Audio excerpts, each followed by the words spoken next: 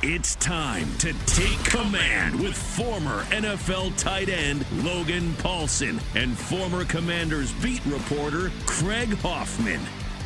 Take Command podcast from Odyssey Sports. What's up? What's happening? Craig Hoffman, Logan Paulsen with you as always. And Logan, one of us was at OTAs like usual yesterday, but it was me. I got to go to OTAs. What'd you think, man? How was it for you? It was great. It was great. I'm excited to dive into this. I said this yesterday on the radio as we record this Thursday morning, but it's the most exciting OTA I've ever been to. Why do you say that? Watching the way they run practice now is just so much better than any practice that I've been to before. The way they ran it under Gruden, the way they ran it in previous OTAs or training camp practices or whatever I've been to in the Rivera era, just the way they run this practice, there's a crispness, a speed, a creativity to all of it that I think matters, and that I think, obviously makes it more entertaining and interesting to watch. Also, like, let's be honest, part of that is that it's different. I think previously everything I'd seen had been pretty much the same. And when you see something different, there's some natural excitement there. So if I had seen just Bieniemy style practices, if you will, all my life, and then went to a different practice, I probably also have like, oh, this is different. But I do think that like this is better, and getting to see that in person was exciting, and kind of getting to see what all the hoopla is about. And so, yeah, we'll go over what I saw in more detail, but the overwhelming or overarching theme, the overarching takeaway was like, well, that was pretty fun. I like that. That seemed productive. I totally agree. I mean, I think that, even to your point, like the novelty is something that is, is obviously exciting, but I do think that the thing that really sticks out to you when you watch practice is the tempo, excuse me, and the speed, excuse me, that they're operating with. And I think that's something that is that makes me excited, right? Because there's like a deliberateness, there's like an intensity, and on good offenses that I've been a part of, like that's the thing that characterizes it. And again, this is something that I think as I get older and as I kind of expand in this analyst role, that it becomes more apparent to me. There's no magic bullet. There's nothing magic about offensive install. Everyone kind of runs the same play. The same plays with the same intent. The offensive line has similar protection rules. It's about how you coach it and how you execute it. And when you go out and watch practice, you see guys understanding the details that make plays come alive. Like in practice yesterday, for example, they're running mesh, and we've talked about this before. Mm-hmm. And usually mesh, you have two crossers and then a guy that sits over the ball. This isn't new to the Washington Commanders. It's not new to the league, but instead of running two crossers, they one guy across and one guy sits over the ball. Some people call that play shallow cross, or that's what it was called in Kyle's offense. They run it where like it looks like one of the guys is going to run a crosser, but he's actually picking for the crosser and then gets to his landmark, which to me is just, again, it's not a huge thing. It's the same play. Everyone runs it. But that little detail all of a sudden allows that crosser to come open. And then if the guy that's being picked, the defender that's being picked, fights over the top, you get this huge window for the sit. So it's a nice detail. And the more you watch this offense and you compare it to Kansas City and you compare it to the Shanahans, the McVays, the LaFleurs, the Mike McDaniels, you see that those are the details that make this come alive. And the fact that they're being able to communicate that to the players, again, is exciting. And then the energy and the speed with which they kind of execute the practice and the tempo with which they execute it, that's all good offensive stuff. So, I think even if this was novel, or even if this is something you had seen for 10 years, like this is good offensive practice, and I think, and it's so funny, like everyone talks about, the defense is going to set the tone for this team. In practice, the offense sets the tone. And what I mean by that, they set the cadence. How quickly can they get the play called? How quickly can they get to the line of scrimmage? How quickly can they work through the cadence and the checks? If you've got a slow, kind of methodical, deliberate offense, you don't get an up-tempo practice. And I think you're seeing kind of the fruits and the benefits of that with EB. No doubt about it. There was a play yesterday that well, actually, let me say this first before I get back to that specific play, and kind of the shot clock element, if you will. I had this conversation on the sideline yesterday. I think it was with Matt Paris. But I said like everyone runs the same plays. Like these are Yeah. the same plays. It's the same everything. But the amount of window dressing on it, the amount of confusion you can cause a defense by simply switching a formation or running a motion. There was a play where they lined up. It was kind of like a stack tight to the right, 2-receiver stack.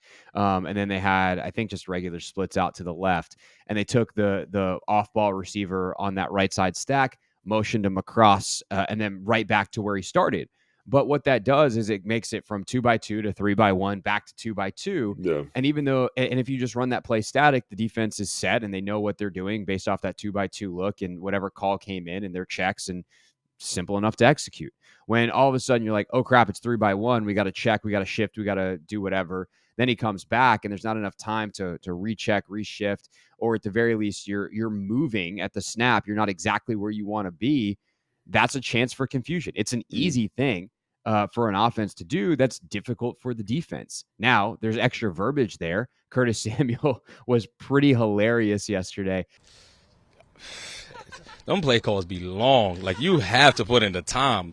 I'll be out there. I ain't gonna lie, I be spending some time. But, I put in the time outside of here. So, it's just fun. There is some neural load, right? There's a brain capacity that you have to run this offense. And that was another thing Curtis said that I think was really interesting. He was asked about kind of being together with Jahan and Terry and all the skill guys. And he didn't say like, yeah, it's great. We have guys that are fast. We have guys that are versatile. He said, we have guys that are smart and can learn the offense. And that is what you need to make this all work. And they've got it. But specific to the tempo thing as well, and this kind of ties together, like there's a speed you got to operate at, a speed you got to think. And there was a play yesterday. They were in, I think it was red zone at the end of practice, or sorry, 2 minute at the end of practice. And Bieniemy's like, hey, we got to get to the line faster. The shot clock's running down. And I looked at the play clock and, Bieniemy's still on the walkie-talkie getting the play into Sam's headset. And there's like 12 on the shot clock. That's not something you can actually do in a game. That quarterback headset in their helmet goes off at 15. Like you cannot be talking to the quarterback. So obviously it's the spring. There's a work in progress, but that's the kind of stuff where Bieniemy is locked in on that. And he knows this, and he'll probably go back in the meeting and be like, guys, we can't be that slow to the line of scrimmage because I literally cannot get Sam to play at that point. So there's going to be those kinds of details that have to be worked out. But I think this is obviously now on June 1st, but through May of OTA is like very, very encouraging, good process that we'll see if it pays off in the fall. But like this is all you could ask for right now.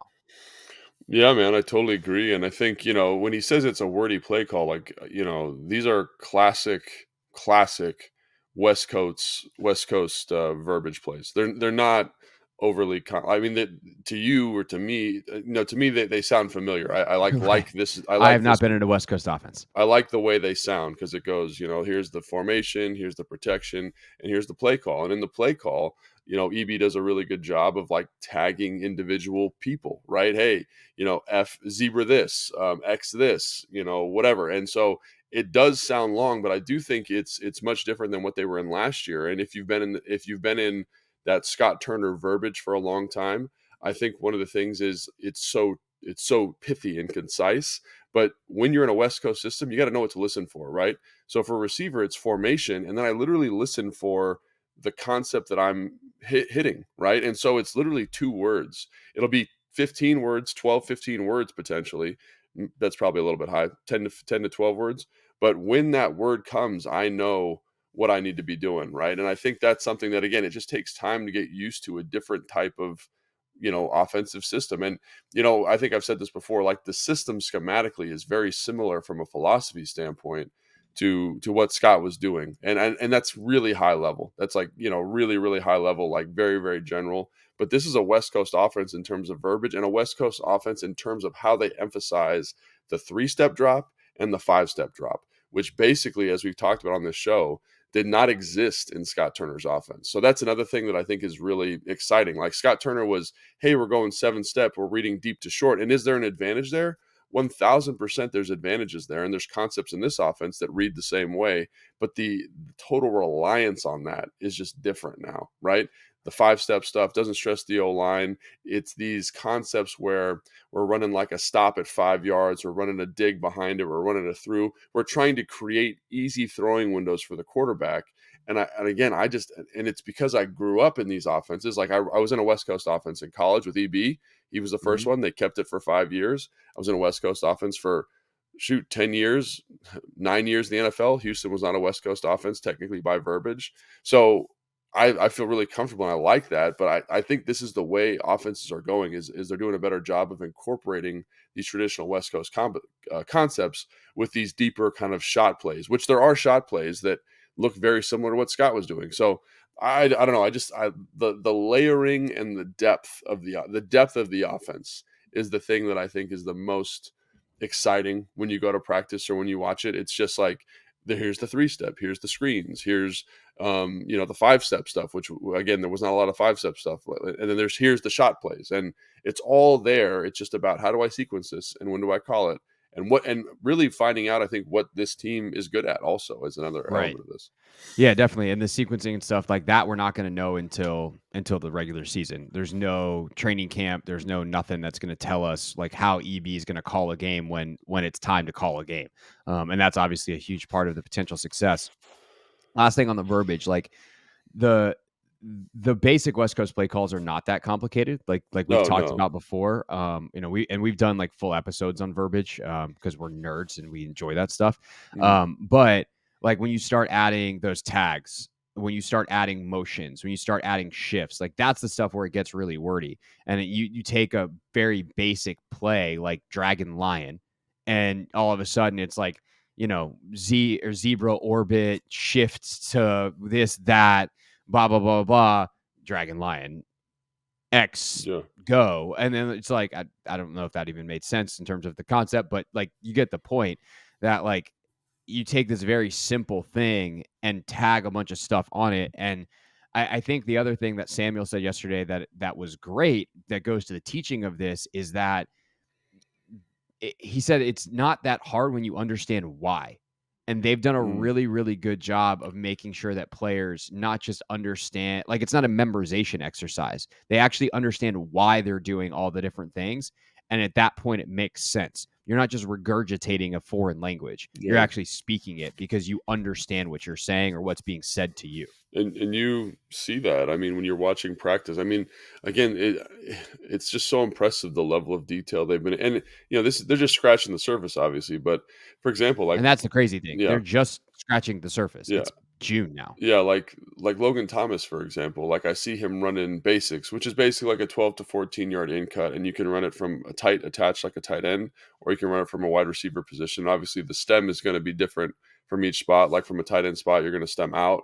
From receiver spot, you're probably going to step in, but him understanding, and I think getting the freedom probably too. It's a coach also that lets you do this, is to on the in cut. A lot of people just say keep running, right? We want to clear voids, want to find windows, but him kind of running it and then bending it in front of the linebacker that's dropping into coverage and creating an easy throw for the quarterback. And that's kind of how Kelsey. That's one of the things that makes him exceptional, is the ability to kind of like maximize the route you're running versus the coverage you're getting.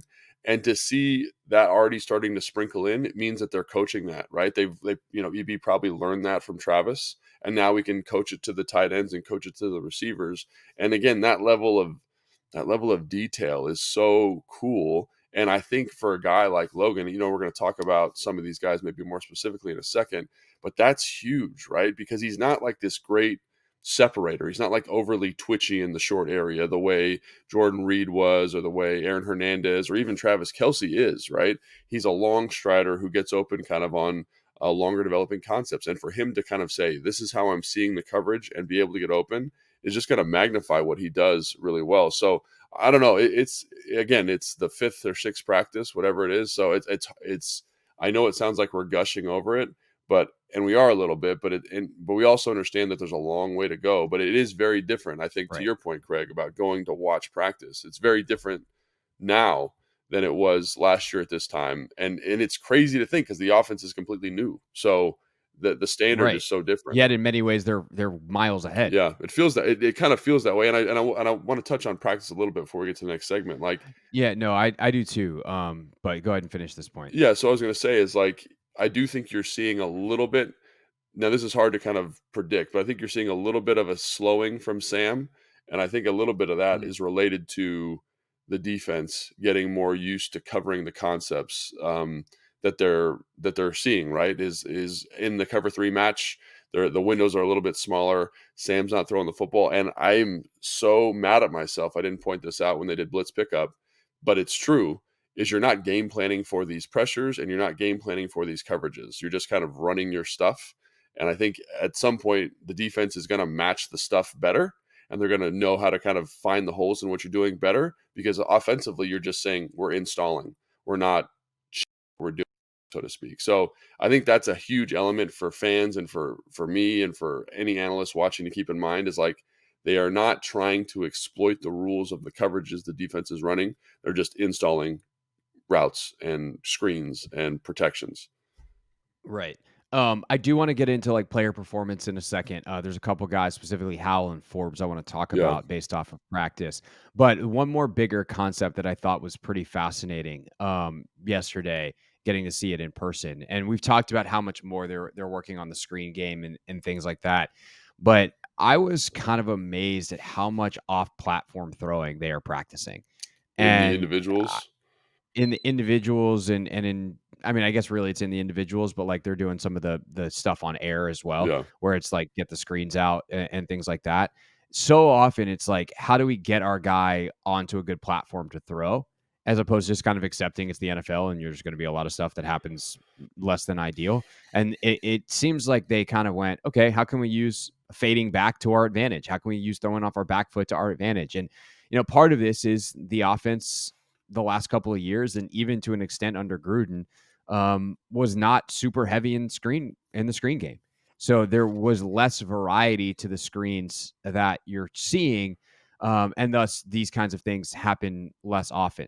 But at the same time, just a lot of like fading back. You're on your back foot, lofted over a defensive end, and hit the screen in timing.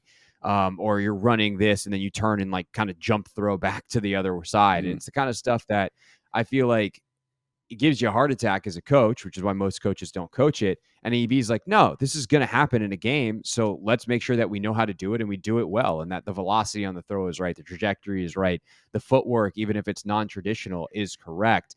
And I asked Sam about it afterwards too. And he said like he actually works on that stuff with his I private was gonna quarterback say. coach as well. And more quarterbacks obviously are. But I guess like my thing, Logan, was watching it in person. We watch Mahomes in awe and wonder and just like, wow, he's so creative and he does all this stuff off the cuff. It's not. Like some of it is. Like EB's not drawing up him falling down and Mahomes throwing a ball 50 yards submarine as his knuckles scrape the ground in the Super Bowl, the one that hit Tyreek Hill in the helmet and fell to the ground.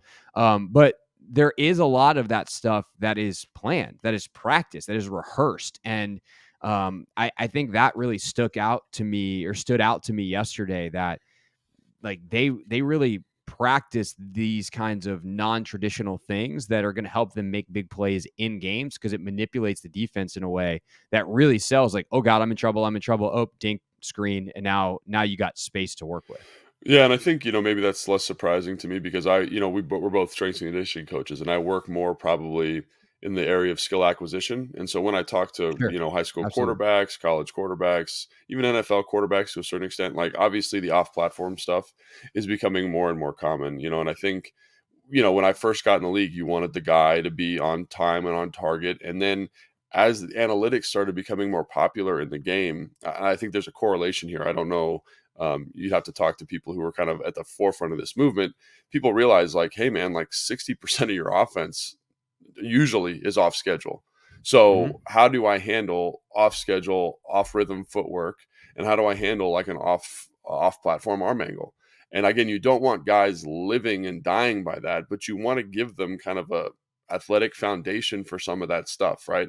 And in the context of what you're talking about with the screens, I think it's way more likely you'll see it. And I think when even with Kyle and Sean And, when I went down to Atlanta with Sarkisian and up to New York with Dowell Loggins, like one of the things they talked about is because you're going to have a free rusher on the screen usually. So how do I manipulate my arm angle to get the football to the running back? And I think with screens specifically, especially if you're going to do them a lot, you need to practice that a lot. You need to practice how I'm going to feather away from the rush. How can I get my arm? How do I get the defender's hands up or down? And that's a huge part of an effective screen game. And so one of the things I wanted to point out here, and it's not to like trample on you or anything like that, like these screens they're running are very, very conventional screens.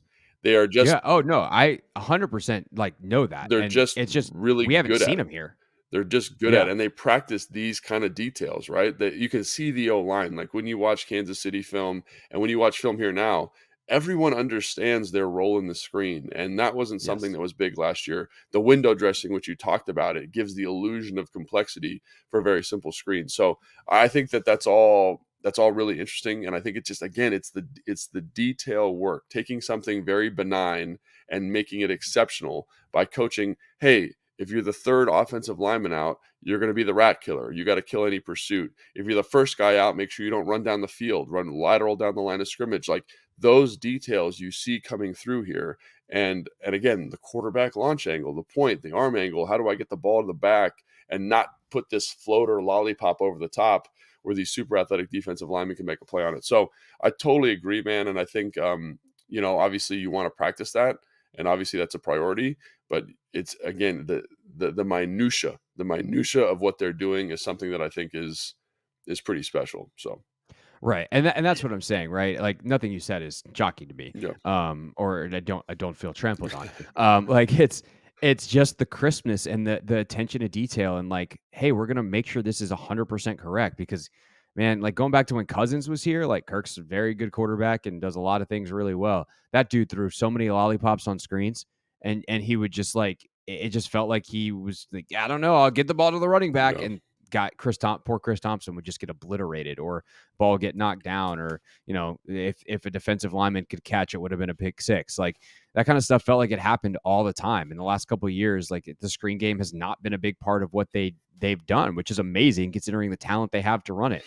They did do, I feel like, a little bit more with the wide receiver screen game last year with Terry and Jahan, but it felt like Scott was checking boxes with it as opposed to even already what this feels like, where again, this is a fundamental piece of what they're doing. Like they're installing their base offense and they've got what feels like a zillion screens. It's really a couple with some window dressing on it.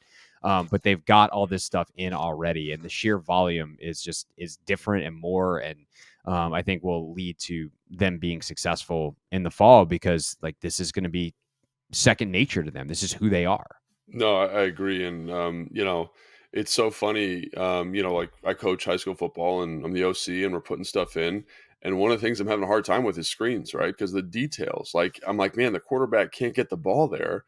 But, after watching EB at practice, I'm like, he's coaching the quarterback in his footwork, in the arm position. He's coaching the offensive line to widen this guy, and that's why they're good at screens, right? Because they prioritize running the heck out of screens. And so, I don't know. I think that's really interesting. And again, it's so early. It's so early in the process. And I know we're kind of gushing over this, but anytime you see something where the level of detail is super high and the standards very high, like that gets me as a player who's been around people with very high standards, it gets me very excited. And I think fans should be excited. They should be cautiously optimistic about the direction of this offense. Because ultimately, like we could, Craig, you and I could go coach the best high school game plan of all time, but the guys got to go execute it. And you've got a whole bunch of guys who, Sam Howell specifically, who are going to have to develop to make this go. And I think that is the thing that is the ultimate X factor in this is how do these guys develop? Because like I said, Sam is taken, I don't know, he's slowed a little bit, right? But again, it's not all him. It's the defense is getting better. The stuff's getting better. He's still making excellent throws. He still looks very sharp. He still looks better than Carson Wentz did at this point. You know what I mean? Like there's a lot of things to be excited about, but ultimately he's got to make this go and he's got to make EB's vision come to life.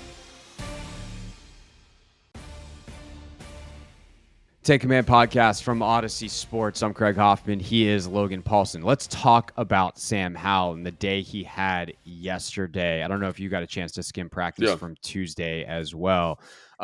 Yesterday, I feel like was a pretty mixed bag for Sam. I felt like he really struggled to read the middle of the field in a lot of places where he got in trouble. A lot of the batted balls, the pick he threw that got tipped by Quan Martin and picked by Cody Barton. I think that was that 7-on-7? Might I have been don't in team. remember. I watched both the practices But back to back, Tuesday and Wednesday, so they're kind yeah, of just mushed. But yeah. yeah. So he had a pick that was over the middle and just a lot of balls that either would have been picked or would have caused massive collisions over the middle of the field. But he's also doing the Sam Howell stuff where he has beautiful ball down the sideline, and like when he just knows like I've got the coverage look, and I think that's the thing that you start to notice is like when he's certain of the coverage and he knows he can take his shots, like he delivers. But Mhm. that certainty is not always going to turn out to be correct. That's the nature of the NFL, and that's going to happen once every couple of drives that you have the ability to take a shot like that. You've got to execute the basics of the offense, the short stuff, the quick game, and that is where I think he, at least yesterday, seemed to struggle a little bit. That was my takeaway from the sideline, getting to watch it all live one time. You got to watch the film. What did you see when you saw Hal not only yesterday but on Tuesday?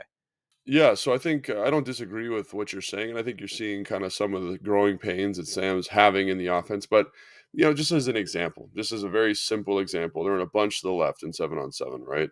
And the outside guy's got a dig, the inside guy's got the middle guy, the guy on the ball has a go, and the third guy, Logan Thomas, has a sit to an out, right? And so one of the things is the defense is matched with 4 coverage players over this bunch. And when you have the 4 coverage players over the bunch, you have to understand kind of, and this is where game planning comes in, how I want to manipulate those 4 coverage players. So they're running this go, and that's going to take out the top coverage player, and it's going to open up the dig. The outside corner is going to match the dig and be chasing in a trail position, right? Logan Thomas now has 2 people to run this kind of option out route on. In a game plan situation, if you're game planning for this defense, you're going to ask Logan Thomas to stem in and attack the inside defender, who I think is Cody Barton in this case, and then run out and try to bring him with him to create a throwing window for Sam. Unfortunately, you're not game planning for your defense. So Logan runs straight and he runs out, not understanding, and it's not his fault because they're not talking about it probably, and then running out. So the outside coverage player matches Logan. Cody Barton just stays in the throwing window, and then Sam has to kind of deliver a perfect throw on that coverage, right? So if you're coaching that coverage, if you're coaching that concept versus that coverage, you're going to run a little differently. And I think that's what you're starting to see now is the defense, is just doing a really good job of matching concepts. And we'll talk about Forbes and some of these other guys in a minute. But the throwing windows are so much tighter. They're not, so for another example, right? So you're running a go on the outside and you're running a corner by number 2. And then you're running a flat coming across the middle by number 3. So you get like a nice 3-level throw. You want that corner to carry that go, right? But they're getting so good now in the back end of passing it off. So they ran that concept yesterday, right? The ball should be going to the corner based on coverage. It was like a quarters look.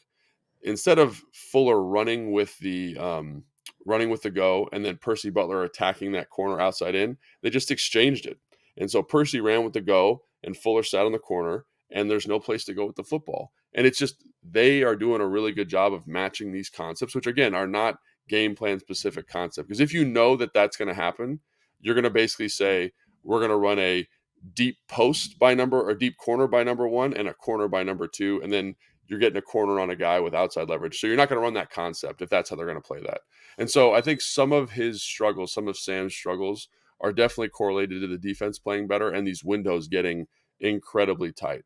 And we're also getting into a little bit, in the team period yesterday was a little bit more kind of shot type plays, which are tough, especially if they're off of play action and the defense knows you're not going to run the football. Because as we talked about, they're not running the football in this training camp or in this OTA period. They're not doing it. So all of the benefit of play action, all of kind of the pull and the movement you get off of that, it's not here because you're not running the ball. So some of that stuff is definitely true. Sam is definitely having a hard time. He's holding the ball a little bit longer or whatever.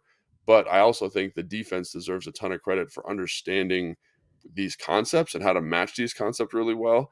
And the young guys in the back end are doing a really nice job, really, really nice job. So, and even on the completions, man, the throws are so tight. Like yesterday, there was a throw where Terry's running a 15-yard in cut. So basically like a dig, like a speed dig at 15. Mm-hmm. Sam does a good job working to the left. The ball's got to go to Terry. Forbes is calling to Forrest to tell him to cut the dig. And that it probably would have been a PBU if they had pads on, right? Because he's breaking on that football. So great communication by those young guys on the back end to a very, very tight window throw to an excellent route and a very nice delivery on the ball. So at some point, the defense is going to catch up to the offense because they've seen the same concepts. And I think when I went and watched practice last week, they are walking through the concepts they're seeing in practice. So what I mean by that is an individual period, they get all the scout team guys with yellow hats on, and they walk through the route concepts. So for the day, EB gives a script to the defensive coaches and says, this is what we're running. And the defensive players have to know, because you have to prep that. You can't just go out there and try to execute your defense versus whatever. You have to have some idea of route concepts. And so they're helping each other out. They're making each other better. But I think that's part of the reason why you see some of these struggles from Sam. I think, you know what I mean? And you're kind of getting out of what he does well. You know, he's good at getting kind of the ball out of his hand quickly. So earlier in the OTA period, it was a lot of quick game, a lot of 5-step. And now you're into kind of some deeper shot plays. And obviously they did 2-minute and stuff yesterday too. So there's that. But I think the defense is just, they're doing a good job, and they deserve credit, in addition to Sam kind of, I don't know, like, you know, having some young guy growing pains a little bit, you know? So yeah, which is expected. This is his 5th practice as QB1, and there you go. Meanwhile, I thought it was interesting. Rivera said before practice yesterday, when he was asked about Brissett, like, what do you see from him? And he's like, his ball placement is pristine. And I think you saw that yesterday. Like, I think as these windows get tighter, you see where Jacoby just understands exactly where the ball needs to be. And I thought he had a pretty good day yesterday. Maybe a better day than Howell, which is not me saying that he should be the starter by any stretch of the imagination. Right. But I think on that given day, playing with and against the twos in significantly less reps, and that's another thing I thought was interesting, is like, even in 2-minute, like, the ones were the only ones that got 2-minute yesterday. All the twos were like, what? How you blowing the horn now? But I thought Brissett was really, really good. I will say this about Brissett: throwing a football is so easy for him. It's gross. Yeah. It just looks like he's playing soft toss in the backyard with the 7-year-old, and he throws the ball 30 yards in the air, 50 yards downfield. And it just the motion is so easy. It was pretty wild to see in person, the arm strength that he has. Forbes is a guy that I wanted to ask you about, and this is one where you kind of need the tape to review it. He is so physical and so hands-on, and I wonder how much of, and like, he's got his hands on a bunch of footballs, no picks yesterday, but multiple PBUs. There's one against Terry that it got talked about a lot because it looked like he went to go kind of help Terry up afterwards, and Terry shook him off. I don't know whether that was kind of just like no, we're on opposite teams right now, screw you kind of competitiveness, whether there was like some jawing happening, whether he was, they were joking. I don't know what it was, but that one kind of got some attention. But on the play, like, Forbes is all over him. And I do wonder, Logan, as you watch it on film and have the ability to rewatch it and maybe get some better angles than we do on the sideline live, is this a dude that's just going to get called for a bunch of penalties this year, or is he playing this clean, and is he having as good of an OTA period as it seems like he's having, where his hands are seeming on every football that comes in his direction? Yeah, I mean, I think yesterday was kind of like an awesome day for him. And so I know people were talking about the Terry one, but the 3 plays before was the one where he had a PBU on Jahan.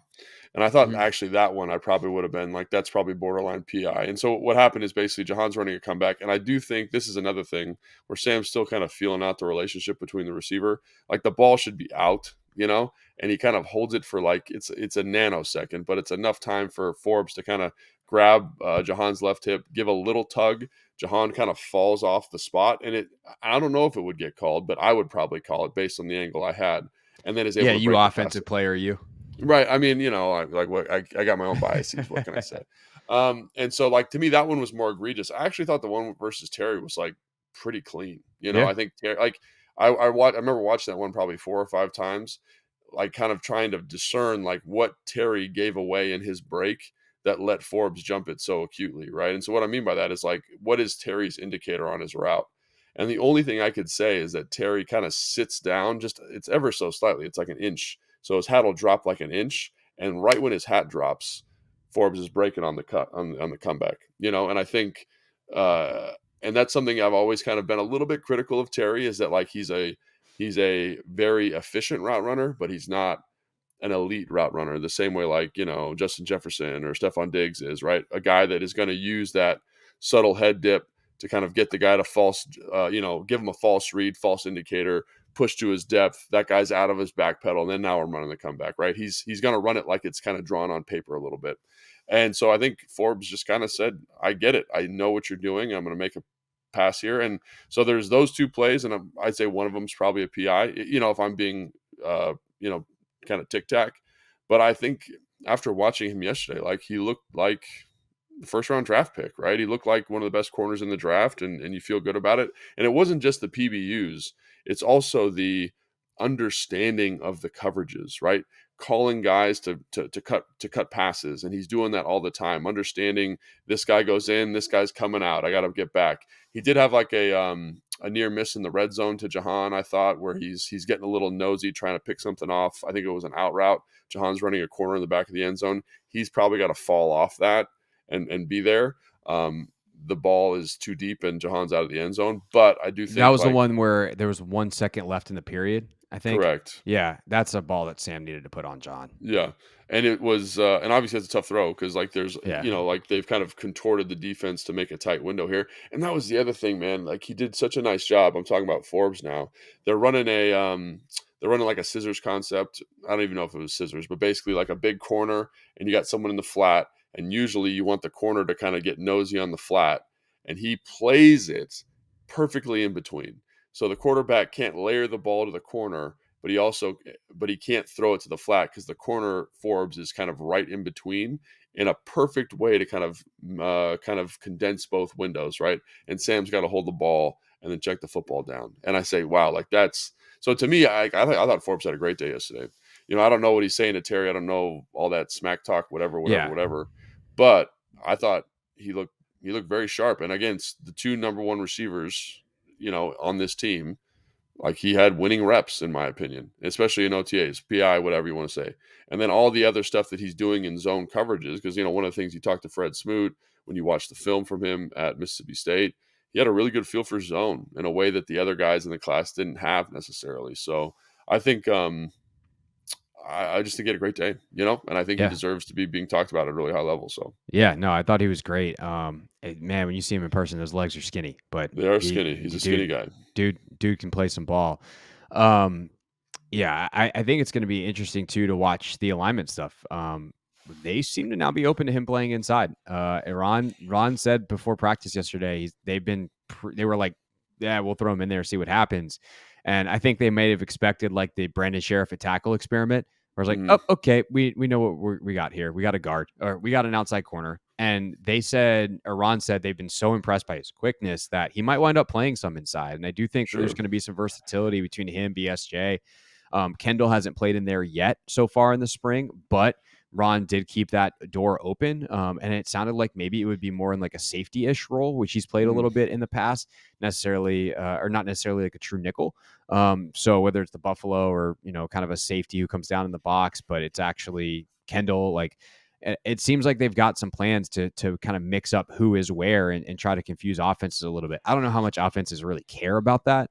But it is something where you might be able to get a playmaker like an Emmanuel Forbes in a more advantageous position against certain offenses to get his nose in there and be around the football. And obviously that's what they drafted him for, is to create turnovers.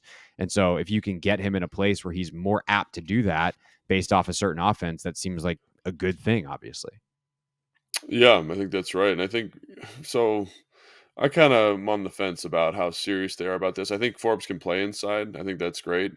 Ultimately, though, I think he's going to be one of your better outside corners, right? And I think they're doing the right thing. They're going to cross train these guys, like kind of like you would an offensive line. Like you're going to have your tackle play guard, your guard play some tackle, just in case there's an injury, just in case we can get the best guys out on the field. So just as an example, let's say BSJ and Kendall Fuller are playing crazy good.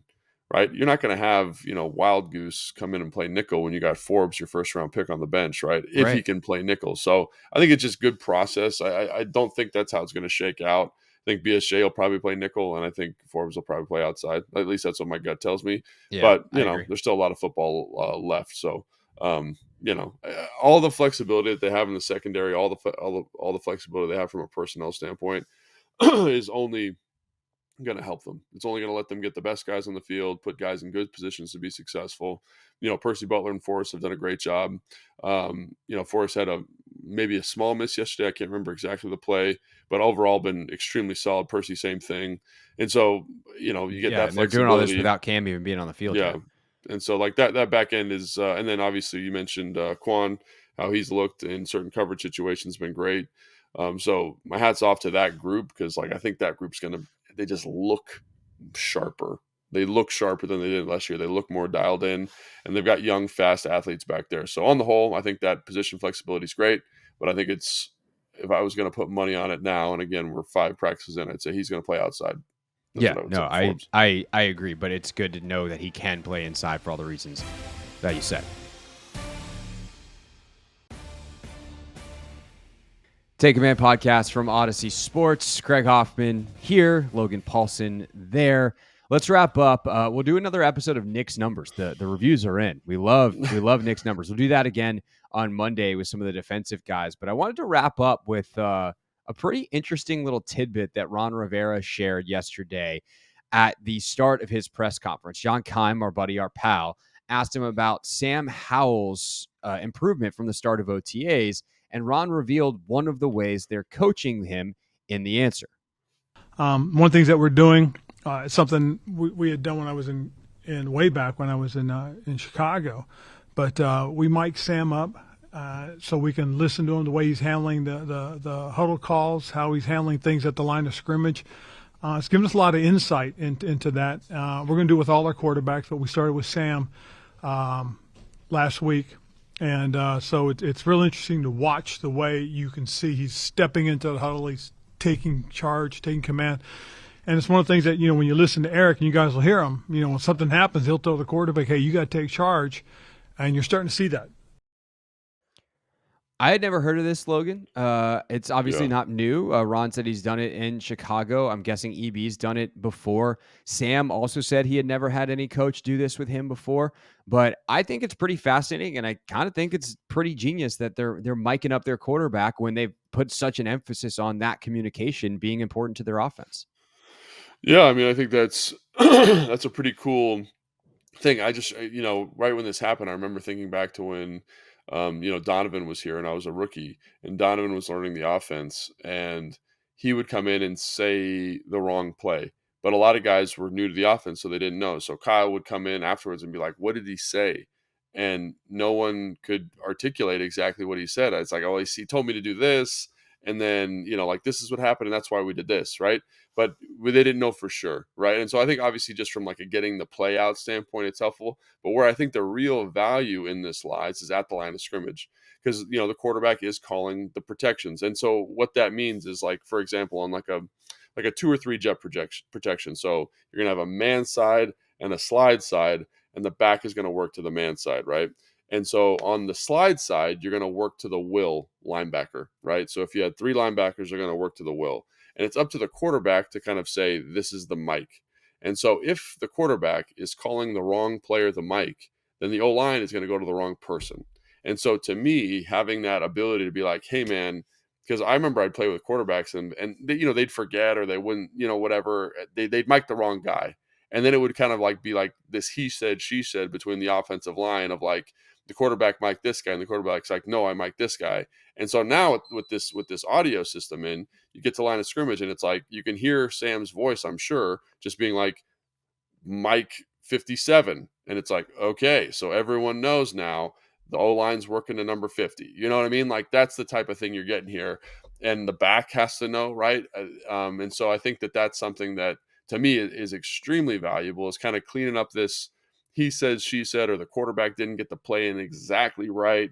And so I think it's great, especially with a young quarterback, that ability to be like, no, man, you gotta say this. Or the other thing, just from my own personal preference, was quarterbacks that had a specific way of delivering delivering the play, right? So when I played with Matt Schaub in Atlanta, he had a really nice way of being like, we talked about formation, protection, and then tags.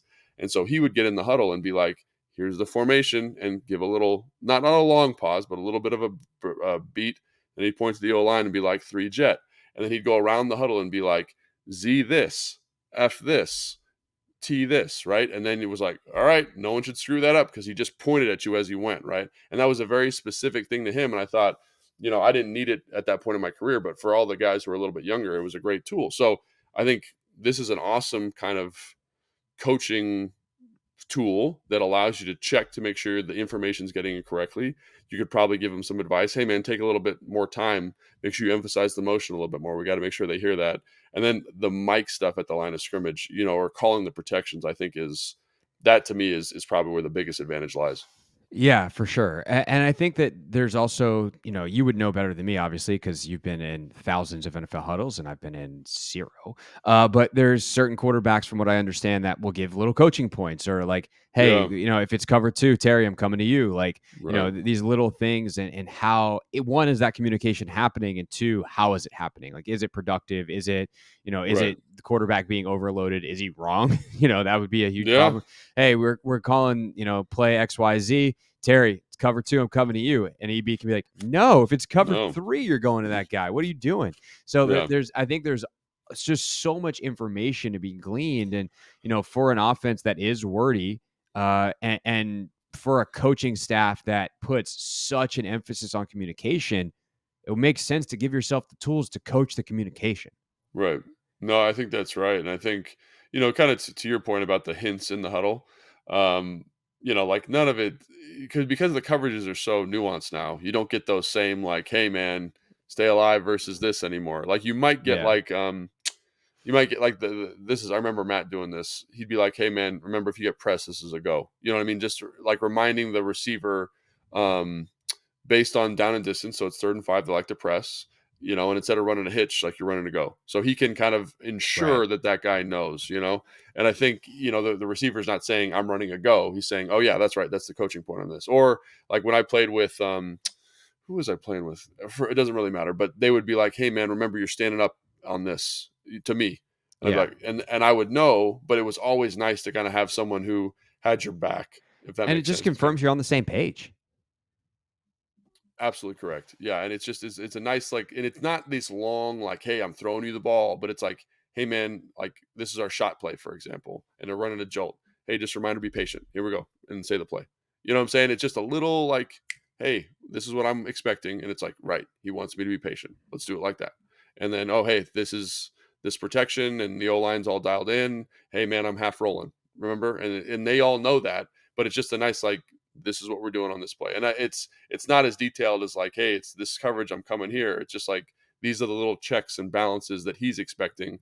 Or, like, hey, if it's cover 2, make sure you keep this corner flat.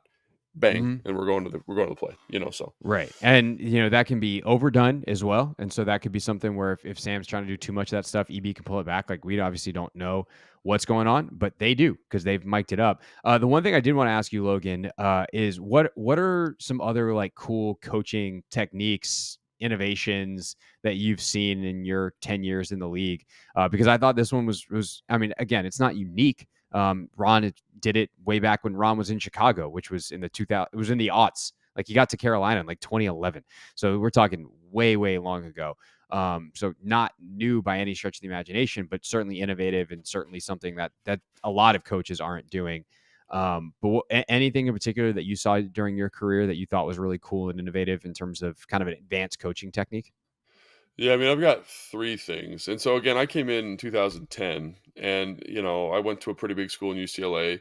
But over the course of my 10-year career, one of the things that I thought was really cool was when teams were like, hey man, the most important downs in football are 3rd down and red zone. Why are those the last days of our install?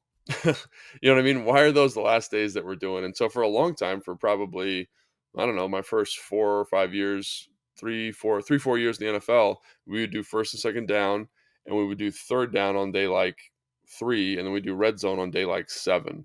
And as you've seen already with EB being here, now teams have transitioned to like, hey, we're working 2-minute, we're working 3rd down, or work in red zone. And those things are almost they're not your first day install, but they're damn close. You know what I mean? And so that's, I think, is pretty innovative. The other thing that was innovative during my time that I really liked was when they started recording recording individuals, excuse me, because if you're working a new technique and you do it in individuals, you could never see it. You'd be like, am I doing it right? Am I kind of just going off the coach? So if they needed that feedback, they could be like, hey, we got this on tape. Let's watch this real quick. And so that's, again, it seems like something silly, but at this level, like every little inch and detail matters. And then probably the guy that, and I know you don't like him, but Bill Callahan, and the way he was able to find all of these special strength exercises to develop offensive linemen with the techniques that he wanted, and really find, like, to me, it's not an accident that he Yeah, goes to a place totally. and creates really good offensive line groups. And, we've talked about it, like he probably does too much, but Right. that whole system of finding, like, we're doing resisted band sets, we're doing assisted band sets, we're doing drive blocks with the sandbag, like building strength in the positions required to play your position. That was pretty cool. And I think, like he's carried that with him for a long time, but I didn't see that until like 2014. Linemen just were kind of like, hey, we're going to go block without kind of any kind of technical cues and, strength developing exercises. So that was cool. And again, the structuring of practice, I thought, was probably the biggest one, the biggest kind of league thing that I saw, because that didn't happen until 2013 or 12 with Kyle, when he was like, man, like, what are we doing? And now everybody does a version of that. So I think those are kind of the three, when I look back on my career, that stick out to me. Yeah, I think that's good. I also like the practice setup just made me think of this too. The fact that they're not doing any running plays in Yeah. practice, I love, because like what's the point? There is some point in practicing them right now, but like those plays come down to the execution of the blocks in football pads. And you can't do execution of blocks in football pads without football pads. And Yeah. so, receivers can go run their routes, and like, yeah, there's a different level of physicality once you're in pads and all that kind of stuff. But with the rules now, it's really not that different. Right. You can hand fight and stuff without pads on. So, and honestly, like receivers and DBs, like especially receivers, like their pads are pretty thin. So you can get game like work in the passing game during the spring. You cannot with the run game stuff. And so I love the fact that they're not really wasting time. Like, you're limited. You only have 2 hours on the field. Don't spend it on running stuff. Like, just Yeah. don't run the football in the spring, because not because it's not important, not because you can't walk it through or, talk about it in meeting rooms, but you can't execute it at anything remotely close to game speed or game intensity on the practice field. So do the stuff that you can do at game speed and game intensity on the practice field now, and worry about that stuff when you get to training camp and you're in pads. Yeah. I mean, that's something that, my old ass is like, I have a lot of anxiety about, you know what I mean? I'm like, oh God, they're not doing, you know what I mean? And I think the reason I feel that way is because, and maybe they are doing stuff like in walkthroughs and things like that, because there is a very, very high um, technical demand in the run game. And what I Yeah. mean by that is, like, you have to make sure the run's targeted correctly, the combinations are all called. If in terms of things that are complex, the passing game is relatively simple, which is going to sound crazy because that's where most of the production comes. The run game is insanely complicated, right? Because we got to get these calls, these certain combinations called. We got to identify who the run's going to. We got to make sure that we hear force as opposed to Zorro, and know that changes how the run is targeted and the execution of the back. So it is very detailed, but I also think that this this is where you're going to make your money in the pass game, right? And I heard a coach say, like, the screen game is an extension of our run game. So they are getting reps at their run game, quote unquote, with the screen stuff. And I think, like, maybe you could kind of tighten up what you're doing in the run game, because your pass game is so diverse, and you want to put more eggs in that pass game basket also. And this allows you to detail it up at a really high level. We talked about, when I'm the sit, who am I trying to influence and all that kind of stuff. So I think it is great. I think I think the thing that's cool is when you watch practice, it doesn't seem to impact the intensity at all. Like, it's still a Mhm. very intense, upbeat type of practice. And you don't need that kind of physical headbanging element at this point of the off season. So Yeah, definitely. All right, next week on the show, we will do some season-long predictions on the defensive side of the ball for Nick's numbers on Monday and get you ready for the mandatory mini camp. Next week, Commanders are in their mandatory period as opposed to what traditionally has been the last week of the offseason. They're doing it in week 3, and then they'll have another voluntary session or another voluntary week in week 4. But next week, we expect to see Chase Young and Montez Sweat, Charles Leno, obviously, as well. So we'll have that breakdown of how they do by the end of next week. Bieniemy also speaks later today as we record this Thursday morning. So does Jack Del Rio. So we'll have some reaction to what they have to say and how EB thinks all the install and everything is going, his thoughts on Sam Howell. In the meantime, of course, you can catch us on the radio. I will be there 4 to 7 each and every day on the Team 980. And then we're back next week with 2 episodes of Take Command. We appreciate it. If you're watching, go ahead and hit that like button, assuming that you did. Let's be honest. If you made it this far, you probably liked it, unless you hate watching it, in which case, I guess thanks for the view, but don't hit the like button. But make sure you are subscribed wherever you are watching or listening right now, and we'll see you next week on Take Command. Thanks for watching this clip of Take Command. First, why don't you like it? It lets other people know that it was good, and then they should watch it too. And Logan, we have a new exclusive home for full episodes. We do. 1067 The Fans YouTube page. Go check it out and please subscribe. Yeah, do what Logan said. Do He's it. Very, very smart.